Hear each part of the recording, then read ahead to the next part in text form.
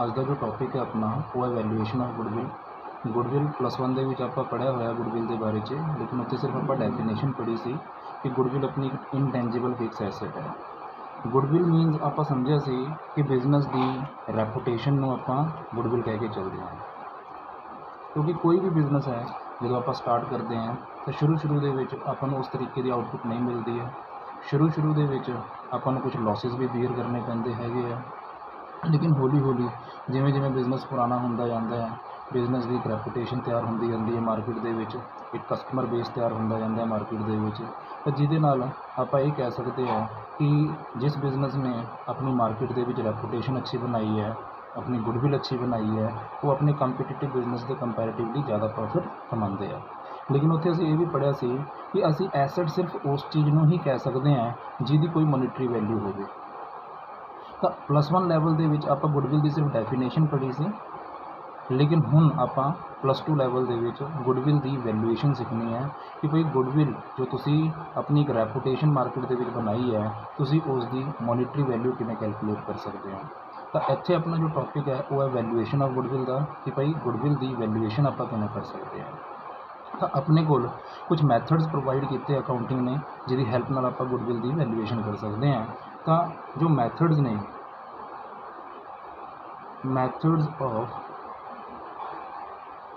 Valuation of ਗੁਡविल। ਤਾਂ ਗੁਡविल ਦੀ valuation ਕਰਨ ਵਾਸਤੇ ਅਕਾਊਂਟਿੰਗ ਨੇ ਸਾਨੂੰ ਅਲੱਗ ਮੈਥਡ ਪ੍ਰੋਵਾਈਡ ਕੀਤੇ ਹੈ, ਜਿਹਦੇ ਵਿੱਚ ਇੱਕ ਆਪਣਾ ਮੈਥਡ ਹੈ ਐਵਰੇਜ ਪ੍ਰੋਫਿਟ ਮੈਥਡ, ਦੂਸਰਾ ਆਪਣਾ ਮੈਥਡ ਹੈ ਸੁਪਰ प्रॉफिट मेथड, और तीसरा अपना मेथड है कैपिटलाइजेशन मेथड। तो बेसिकली अपने को 3 मैथड है गुडविल की वैल्यूएशन करने के वास्ते, average profit method, super profit method ते कैपिटलाइजेशन मैथड। लेकिन जो आप सब डिवाइड करिए तो एवरेज प्रॉफिट मैथड नूं आप फरदर क्लासीफाई कर सकते हैं simple average profit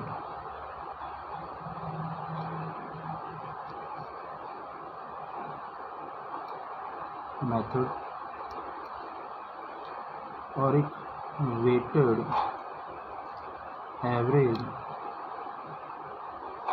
profit method. उस तरीके नाल कैपिटलाइजेशन जो मैथड है उसनों आप फरदर क्लासीफाई कर सकते हैं capitalization of average profit method और कैपिटलाइजेशन ऑफ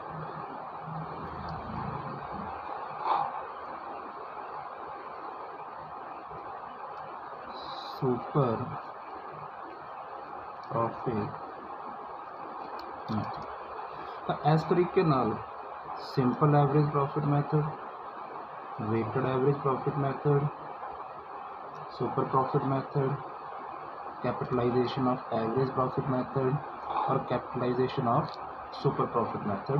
तो आप 5 मैथड डिस्कस करके चलेंगे इस चैप्टर के विच कि गुडविल नूं जदों आप वैल्यू करना है तो सिंपल एवरेज प्रॉफिट मैथड के राही या वेटेड एवरेज प्रॉफिट मैथड के राही, सुपर प्रॉफिट मैथड के राही, capitalization of average profit method के राही और capitalization of super profit method के राही किवें आपां कैलकुलेट कर सकते हैं, किवें आपां उहदी वैल्यूएशन कर सकते हैं।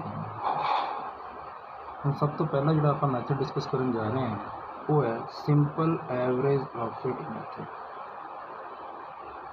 Simple average profit method. Simple average profit method दे विच आपां कुछ स्टैप्स फॉलो करांगे और उन्होंने स्टैप्स की हैल्प नाल आपां गुडविल की वैल्यूएशन करांगे, जिहदे विच सब तो पहला स्टैप जो है अपना स्टैप नंबर 1 वो होएगा calculation of adjusted profit of last few years. तो सब तो पहले अपन की करना है, पिछले कुछ सालों के जो प्रॉफिट अपन दिते हुए बिजनेस के उन्हों की एडजस्टमेंट करते हुए आप एडजस्टेड प्रॉफिट कैलकुलेट करांगे। लेकिन ये कदों करना है, जेकर क्वेश्चन दे विच उस चीज़ की लोड़ होएगी फिर ही प्रॉफिट में एडजस्ट करना है। तो मैं इत्थे लिखूँगा इफ रिक्वायर्ड।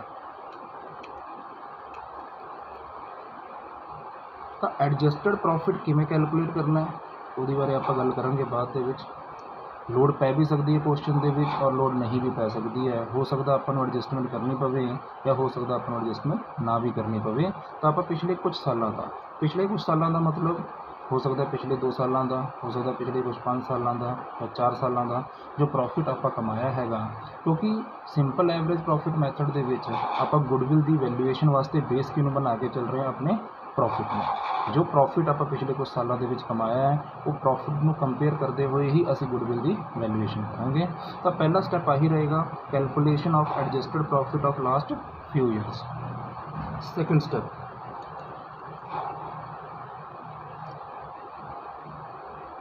कैलकुलेट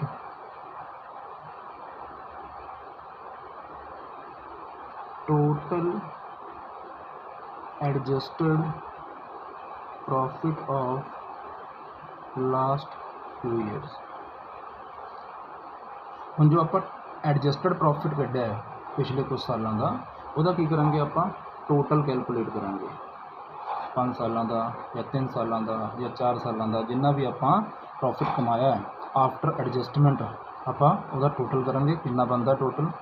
उस तो बाद step number 3 they which calculate the simple average profit of last few years. हुण इस तो बाद आप सिंपल एवरेज प्रॉफिट निकालना है। किवें निकालना है एज फॉलोज। तो सिंपल एवरेज प्रॉफिट जो होएगा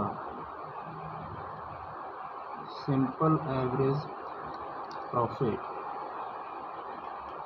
इज इक्वल टू जो आप टोटल एडजस्टेड प्रॉफिट कढ़िया सी total adjusted profit divide by number of years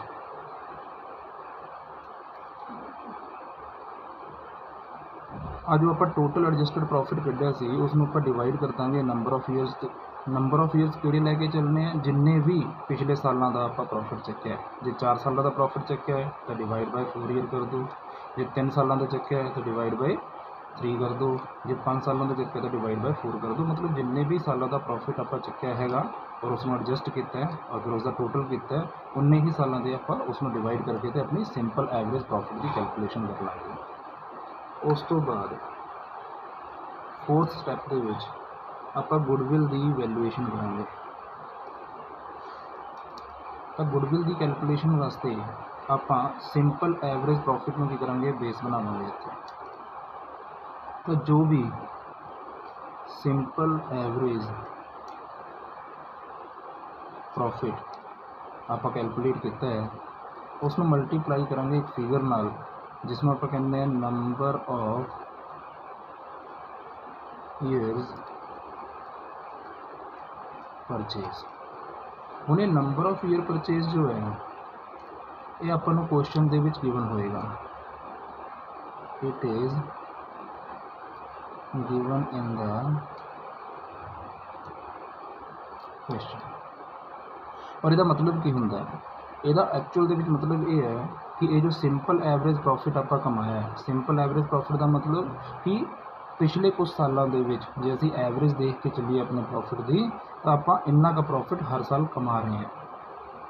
और ये जो नंबर ऑफ ईयर परचेज है एक गारंटी है कि भाई इन्ने सालों तक आने वाले इन्ने सालों तक ये जो सिंपल एवरेज प्रॉफिट है ये तुसी कमाओगे या असी कमावांगे। तो नंबर ऑफ ईयर परचेज ये क्वेश्चन के दिता होएगा और एक प्रकार की यह गारंटी है ताकि सिंपल एवरेज प्रॉफिट की कि भाई इन्ने कुछ सालों तक तुसीं प्रॉफिट कमाओगे। तो जिहड़े अपने प्रॉफिट के साल लेने हैगे हैं कि पिछले कुछ सालों का प्रॉफिट आप क्या हैगा, और इतने नंबर ऑफ ईयर्स की जब आप गल की है, नंबर ऑफ ईयर्स और नंबर ऑफ ईयर्स परचेज इन्होंने दोनों च डिफरेंस है। पिछले 5 सालों का तुसीं प्रॉफिट लिता है तो नंबर ऑफ ईयर्स आप 5 साल लैके चलांगे, पर जो क्वेश्चन ने कहा कि गुडविल की वैल्यूएशन 2 ईयर परचेज के बेस पर करनी है तो नंबर ऑफ ईयर परचेज अपना की होएगा 2 ईयर। हुण ये जो सिंपल एवरेज प्रॉफिट मैथड जो आप डिस्कस किया है, ये एक सिंपल जी एग्जाम्पल आप लैके चलते हैं।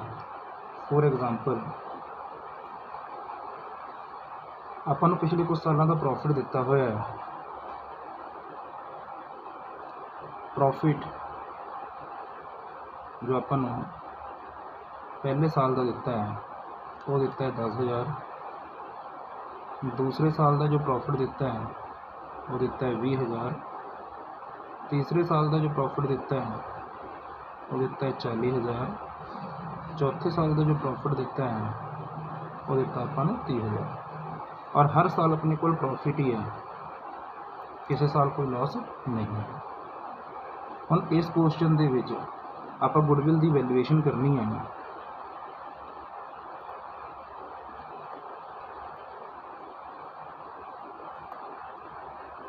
On the basis of 2 years purchase, तो 2 ईयर परचेज के बेस पर आप इतने गुडविल की वैल्यूएशन करनी है। तो सब तो पहला स्टैप जिवें मैं कहा सी कि आप हर साल के जोड़े पिछले अपन कुछ सालों का प्रॉफिट दिता हुआ है, जिमें कि इतने अपन पिछले 4 सालों का प्रॉफिट दिता हुआ है, तो आप पिछले 4 सालों के प्रॉफिट में की करेंगे, एडजस्ट करेंगे। बट मैं उत्थे कहा सी कि जरूरी होवे तां करांगे, जेकर क्वेश्चन की डिमांड होएगी तां करांगे, अदरवाइज नहीं करांगे। तो इत्थे अपने कोल हर साल का प्रॉफिट दिता है, लेकिन उस तो इलावा फर्दर कोई इन्फॉर्मेशन नहीं दी जिहदे थ्रू मैं प्रॉफिट में एडजस्ट करा। तो इस क्वेश्चन के विच किते भी आपां नूं एडजस्टमेंट की लोड़ नहीं है। तो आप की करना है, सब तो पहला स्टैप जो सी प्रॉफिट में एडजस्ट करन दा, उसनूं करन दी लोड़ नहीं है। आप की करांगे, टोटल करांगे, टोटल प्रॉफिट ऑफ 4 ईयर्स। तो ये जो पिछले 4 साल अपन दिते हुए है, आप पिछले 4 सालों के प्रॉफिट का की करांगे, टोटल करांगे। जिमें कि पहले साल का प्रॉफिट सी 10,000, दूसरे साल का सी 20,000, तीसरे साल का सी 40,000, तो चौथे साल का सी 30,000। तो ये टोटल बन गया 1 लाख रुपये। फिर मैं क्या सी कि ये जो पिछले कुछ सालों के प्रॉफिट का आप टोटल किया है, आप उस तो निकालेंगे simple average, simple average profit, जिहदे वास्ते मैं क्या सी टोटल प्रॉफिट जो होएगा उन्होंने आप डिवाइड कर देंगे जिन्ने भी सालों का वो प्रॉफिट है। इत्थे अपने कोल 1 लाख रुपये टोटल प्रॉफिट आप कढ़िया, और ये पिछले 4 सालों का प्रॉफिट है, तो आप 4 से डिवाइड कर देंगे इसमें, तो अपने को 25,000 रुपये का प्रॉफिट एवरेज प्रॉफिट निकल गया। तो एवरेज प्रॉफिट का मतलब की होंदा असल दे विच कि भाई तकरीबन असी हर साल इन्ना प्रॉफिट कमाया हैगा, लेकिन हालांकि पहले साल आप 10,000 का प्रॉफिट कमाया, दूसरे साल आप 20,000 का, तीसरे साल 40,000 का, चौथे साल 30,000 का, किसी भी साल आप 25,000 का प्रॉफिट नहीं कमाया। बट एवरेज मतलब एक एस्टीमेट होंदा है कि भाई अंदाजन असी हर साल इन्ना प्रॉफिट कमा रहे हैं। तो एवरेज प्रॉफिट अपने को आ गया 25,000 रुपये। हुण आपां इहदी हैल्प नाल गुडविल की वैल्यूएशन करके दिखानी है। तो गुडविल की वैल्यूएशन वास्ते मैं क्या सी कि जिन्ना भी तुहाडा सिंपल एवरेज है प्रॉफिट, मल्टीप्लाई कर दियो नंबर ऑफ ईयर्स परचेज, तो अपने को इत्थे सिंपल एवरेज प्रॉफिट आया 25,000, और 2 ईयर परचेज के बेस पर आप गुडविल की वैल्यूएशन करनी है।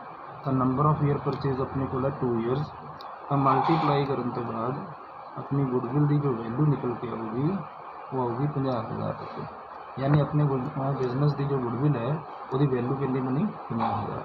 तो जिमें कि मैं दस्या सी कि एवरेज प्रॉफिट अपना 25,000 है, और नंबर ऑफ ईयर परचेज का मतलब मैं दस्या सी एक प्रकार की गारंटी है कि 25,000 का जो एवरेज प्रॉफिट तुसीं कमा रहे हो आने वाले 2 सालों तक गारंटीड कमाओगे।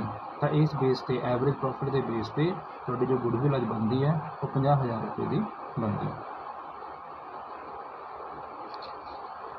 एक होर आप एग्जाम्पल लेके चलते हैं इस प्रकार के सिंपल एक क्वेश्चन की सिंपल एवरेज प्रॉफिट मैथड के बेस पर। तो पिछली जो एग्जाम्पल दी आप पिछले 4 सालों का प्रॉफिट ही लिता, किसी भी साल लॉस नहीं सी।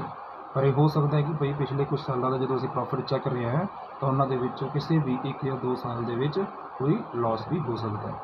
तो मान लो कि पहले साल बिजनेस के प्रॉफिट से 20,000 रुपये का, दूसरे साल भी बिजनेस के प्रॉफिट ही सी 50,000 रुपये का, तीसरे साल बिजनेस के लॉस हो गया सपोज करो 10,000 रुपये का, और चौथे साल बिजनेस के फिर प्रॉफिट हो गया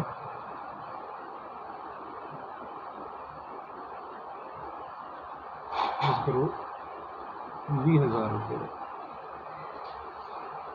पिछला जो आप क्वेश्चन दिता, पिछली जो आप एग्जाम्पल लीती वो आप हर साल प्रॉफिट ही देखा, लेकिन इस साल तीसरे साल के आप लॉस दिखा रहे हैं।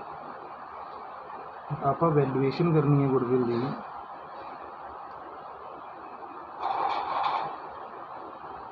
ऑन द बेसिस ऑफ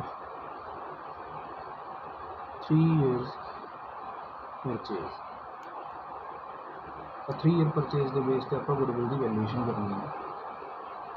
तो ये भी अपना स्टैप सेम रहेगा। सब तो पहला तुसी टोटल प्रॉफिट कढोगे ऑफ 4 ईयर्स। हालांकि आपको तीसरे साल लॉस होया, लेकिन आप 4 सालों का प्रॉफिट निकालना है। तो पहले साल अपने को प्रॉफिट है 20,000 रुपये का, प्लस दूसरे साल भी अपने को प्रॉफिट है 50,000 रुपये का, लेकिन जिस साल लॉस है वो आप माइनस कर देंगे।